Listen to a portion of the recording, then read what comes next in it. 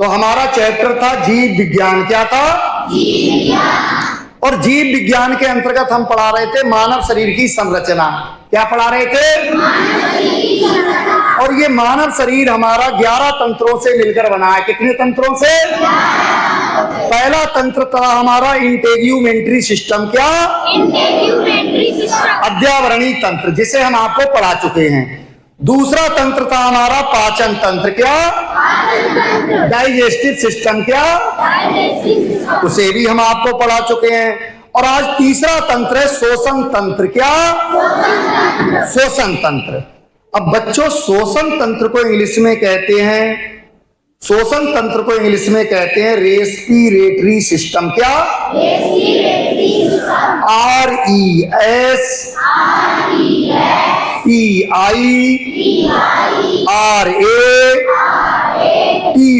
RESPIRATORY, respiratory system. शोषण तंत्र को इंग्लिश में क्या कहते हैं? Respiratory system. अब बच्चों, शोषण तंत्र के अंतर्गत पहला पॉइंट आता है श्वासोच्छ्वास। क्या आता है? और श्वासोच्छ्वास हिंदी का वर्ड है। कैसे लिखोगे? ध्यान दोगे, सुनोगे केवल। आधा बड़ा सा वा आकर अंडा, फिर छोटा सा पे ओ की मात्रा, आधा चा छा छा पे हल, श्वासोच्छ, फिर वा आकर अंडा, फिर छोटा सा, श्वासोच्छ्वास। क्या? और श्वासोच्छ्वास को इंग्लिश में कहेंगे ब्रीथिंग। क्या? ब्रीथिंग,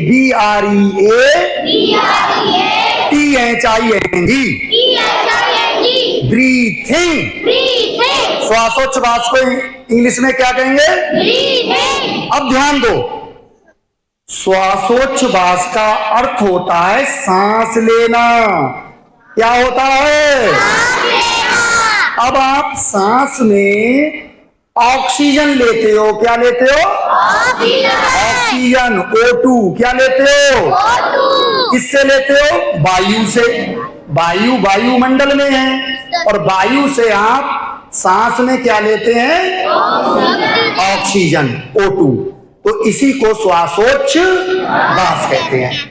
10th में कई बार क्वेश्चन आया है ये जीव विज्ञान में, श्वासोच्छ्वास से आप क्या समझते हैं? हमारे समय से आता है, श्वासोच्छ्वास से आप क्या समझते हैं? तो आप लिखोगे श्वासोच्छ्वास, ब्रैकेट में ब्रीथिंग, और डैश मार के लिखोगे इसका अर्थ होता है सांस लेना। फिर इसकी व्याख्या कर दोगे, वायुमंडल में ऑक्सीजन उपस्थित होती है जिसको हम नाक के द्वारा ग्रहण करते हैं, इसी को हम श्वासोच्छ्वास कहते हैं। श्वासोच्छ्वास समझ में आ गया? अब बच्चों, श्वासोच्छ्वास के अंतर्गत 7 अंग आते हैं। कितने अंग आते हैं? ये 7 अंग याद कर लो। पहला अंग है नाक। क्या? नोज। क्या? नोज। अब नोज के अंदर जो खाली भाग है वो नासा गुहा बोलेंगे। क्या? नासा गुहा। क्या? Nasal cavity. क्या? Nasal cavity. तो पहले नाक आ गया, पहला अंग, और नाक के जो खाली भाग हैं उसको नासा गुहा, nasal cavity, CAVITY, cavity, nasal cavity. ठीक है, तो पहला नाक, दूसरा नासा गोहा। अब नासा गोहा जिसमें खुलता है उसको ग्रसनी कहते हैं। क्या कहते हैं? ग्रसनी। और ग्रसनी को इंग्लिश में कहते हैं फेरिंग्स। क्या? PHARYNX, pharynx. तो ये तीसरा पार्ट, तीसरा अंग है। क्या? फेरिंग्स, मतलब ग्रसनी। तो श्वासोच्छ्वास के अंतर्गत पहला अंग नाक, दूसरा नासा गुहा, तीसरा ग्रसनी। अब बच्चों, ग्रसनी किस में खुलती है? कंठ में। जो कंठ नहीं देखा है आपने, ये खटका टाइप का होता है कंठ, इसको कंठ कहते हैं। ये आप इधर उधर करोगे तो फंसेगा और निकलेगा, इसको कंठ कहते हैं। तो ग्रसनी, आप समझ लो, ग्रसनी, नासा गुहा और आपका कंठ के बीच का जो पार्ट है उसको ग्रसनी कहते हैं, थैले जैसा पार्ट, और जो कंठ में खुलती है ग्रसनी। तो ग्रसनी समझ में आ गया। तो ग्रसनी कंठ में खुली, तो चौथा भाग क्या हो गया आपका? कंठ। क्या? कंठ। कंठ का काठा काड़ा में जो अड़ा आता है वो आधा अड़ा और ठा, कंठ। और कंठ को इंग्लिश में कहते हैं लेरिंग्स। क्या? L R Y N X, larynx. कंठ को क्या कहते हैं? तो बच्चों श्वासोच्छ्वास के अंतर्गत पहला अंग आपका नाक, दूसरा नासागोहा, तीसरा ग्रसनी और ग्रसनी के बाद कंठ। कंठ में खुली। अब कंठ के बाद आता है श्वास नली। क्या? अब कंठ में कौन है? दूसरे साइड में कंठ के मिली हुई श्वास नली। आधा सा बड़ा, वहां कंडा, फिर छोटा सा, फिर नली, श्वास नली। क्या? और श्वास नली को इंग्लिश में कहते हैं ट्रेकिया। क्या? ट्रेकिया। TRACHE,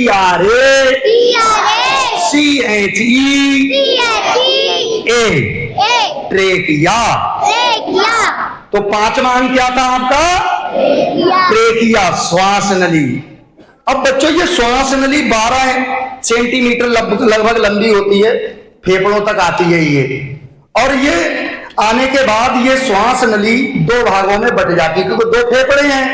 तो ये श्वास नली दो भागों में बट के एक भाग इसका लेफ्ट लंग्स में और दूसरा भाग राइट लंग्स में चला जाता है। तो छठा भाग आया श्वास नली के बाद, श्वासोच्छ्वास का छठा भाग है श्वसनिकाएं। क्या? श्वसनिकाएं। क्या? ब्रोंकाई। क्या? BRONCHI, bronchi. ब्रोंकाई, श्वसनिकाएं। तो श्वसनिकाएं कितनी होती हैं? दो होती हैं। फिर से ध्यान दो, श्वासोच्छ्वास का पहला अंग, दूसरा अंग नासागोहा, तीसरा अंग कंठ। कंठ। क्या? सॉरी, ग्रसनी। तीसरा अंग ग्रसनी और चौथा अंग कंठ। और कंठ के बाद श्वास नली। श्वास नली कितने नंबर पे है? 5 में। श्वास नली कितनी होती है? 2। और दोनों दो फेफड़ों में बट जाती हैं। अब श्वास नली के बाद आता है फेफड़े। क्या आता है? फेफड़े। क्या? लंग्स। LUNGS, lungs. अब बच्चों लंग्स को क्या कहते हैं? लंग्स का दूसरा नाम है फुफ्फुस। क्या? फुफ्फुस। फा पे छोटू की मात्रा, फिर आधा फा, फिर पूरा फा, छोटू की मात्रा, फिर छोटा सा, फुफ्फुस। क्या? तो फेफड़े कहें आप या फिर फुफ्फुस कहें। फेफड़े कितने होते हैं? तो 7 अंग हो गए, नहीं हो गए? अब बच्चों फेफड़ों में समझो कहानी फेफड़ों की। फेफड़ों पे जो आप तो फेफड़े इनको मान लेते हो, बोले फेफड़ा ये यार इसमें पसलियां भी तो है और कुछ भी तो है। फेफड़ा, मेन फेफड़ा किसे कहते हैं ये समझो आप। जो फेफड़ों पर परत चढ़ी हुई होती है, डबल पन्नी, जिसे फुफ्फुसावरण कहते हैं। क्या कहते हैं? फेफड़ों का नाम है फुफ्फुस। फुफ्फुस दूसरा नाम फेफड़ों क्या है? अब फुफ्फुस पे आ गया इंडा, फिर वरण, वारा, फुफ्फुसावरण। क्या? इंग्लिश में कहेंगे प्लियूरा। क्या? तो डबल पन्नी का फुफ्फुसावरण चढ़ा हुआ होता है। और डबल पन्नी का होता है चढ़ा हुआ, फिर उन दोनों पन्नियों के बीच में एक सफेद लसलसा पदार्थ भरा रहता है। सफेद पदार्थ, फुफ्फुसावरण, दोनों पन्नियों के बीच में एक लेप भरा होता है। वो लेप क्यों होता है भरा हुआ? ताकि आपके कोई चोट लग जाए फेफड़ों में, आप डॉक्टर तक नहीं पहुंच पा रहे हो, नॉर्मली चोट है, तो वो लेप ही आपके फेफड़ों को धीरे धीरे सही कर देता है। कहते नहीं हमने दवा नहीं ली, हम तब भी सही हो गए, हमारे फेफड़े तब भी सही हो गए। तो जो आपका फुफ्फुसावरण है उसके अंदर एक तरल पदार्थ भरा रहता है, और वो तरल पदार्थ फेफड़ों की दवाई है। समझ में आ गया? Yes sir. अब बच्चों फिर से मैं पीछे लौट के आ रहा हूं। जो दो श्वसनिकाएं पड़ी थी, ये श्वसनिकाएं दोनों फेफड़ों में चली जाती हैं, फिर इस श्वसनिकाएं द्वितीय श्वसनिकाओं में, फिर तृतीय श्वसनिकाओं में, मतलब शाखाओं में शाखाएं, शाखाओं में शाखाएं, शाखाओं में शाखाएं निकलती चली जाती हैं। फिर लास्ट में अंतिम श्वसनिकाओं के अंतिम सिरे एक थैले का रूप ले लेते हैं। किसका? एक थैले का। जिन्हें कहते हैं कूपिकाएं। क्या कहते हैं? कूपिकाएं। जिन्हें कहते हैं हिंदी में वायु कोश। क्या?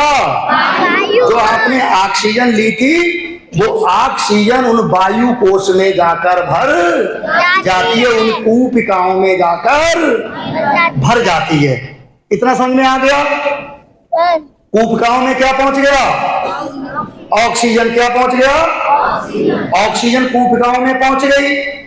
कूपिकाओं को इंग्लिश में एयर ब्लैडर कहते हैं। एयर माने हवा के, BLADDER, ब्लैडर। ब्लैडर मीन थैले, हवा के थैले।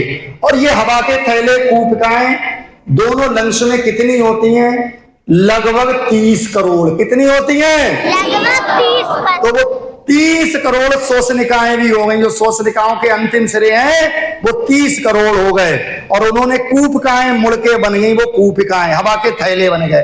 तो जो आपने वायुमंडल से ऑक्सीजन ली, वो 30 करोड़ कूपिकाओं में जाकर भर जाती है। यहां तक बात समझ में आ गई? तो इसको कहते हैं कुल मिला के श्वासोच्छ्वास। जैसे लौंग में आ जाए श्वासोच्छ्वास, तो सबके बारे में लिखते चले जाओ। ये श्वासोच्छ्वास की व्याख्या कर दी मैंने।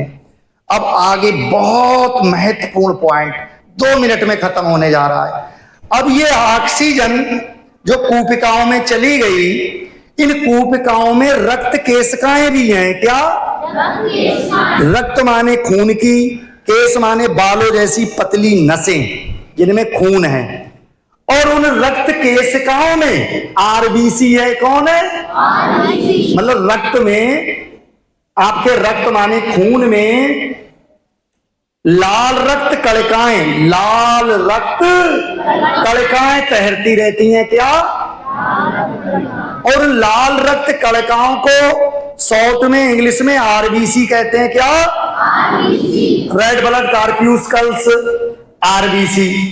अब उन आरबीसी में हीमोग्लोबिन होता है। क्या होता है?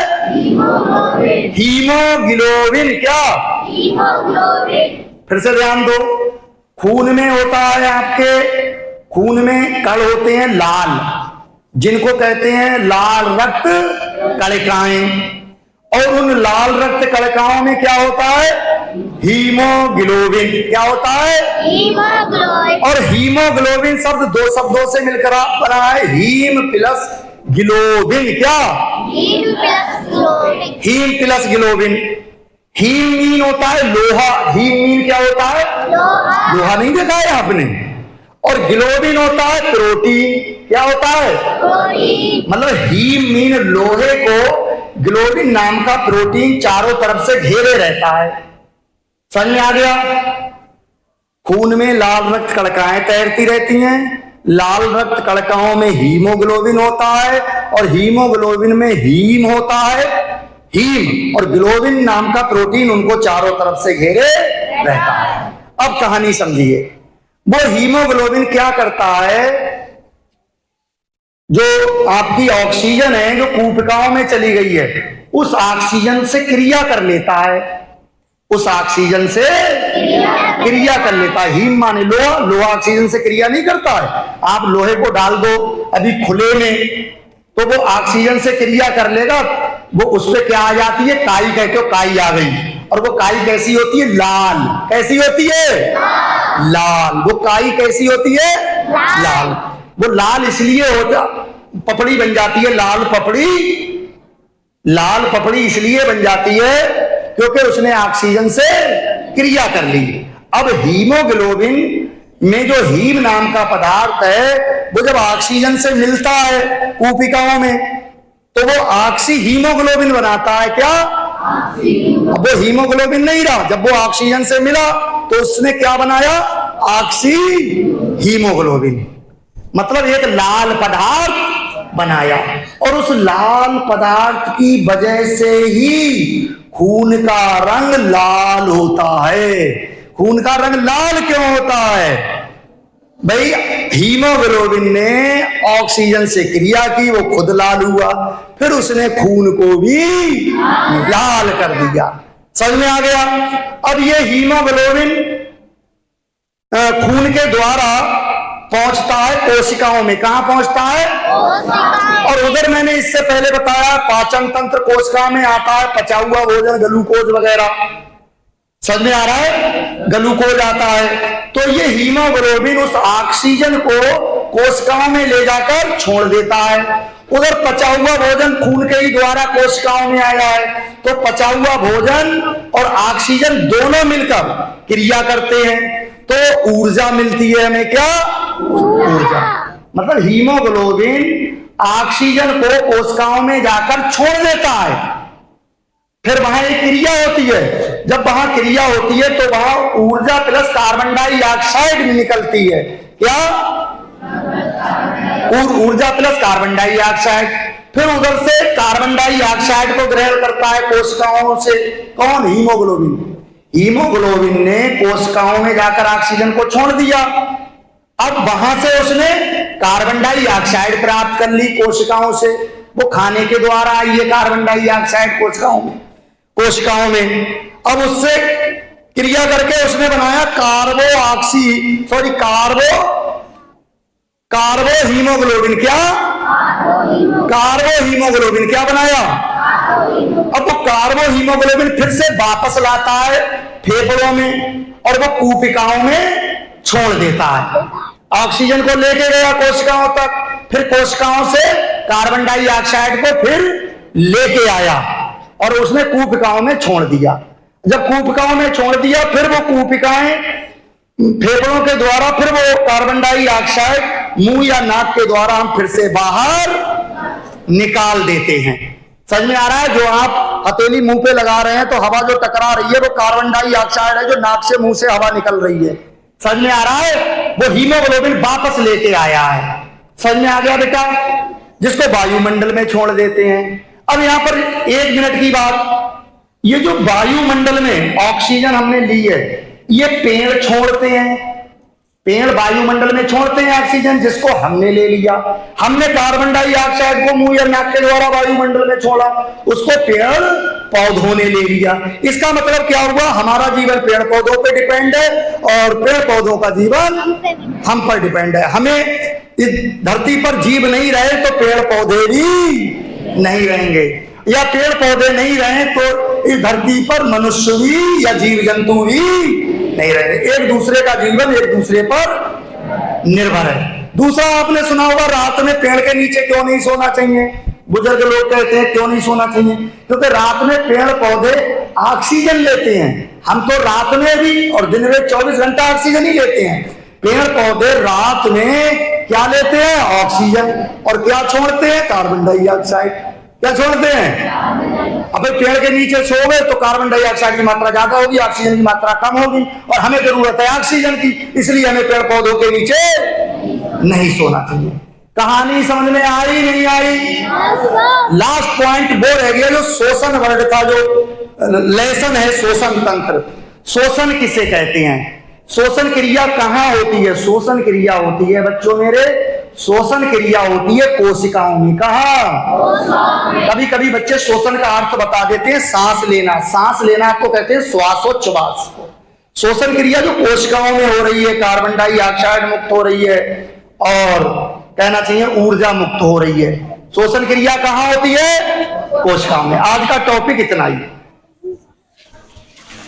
चलिए।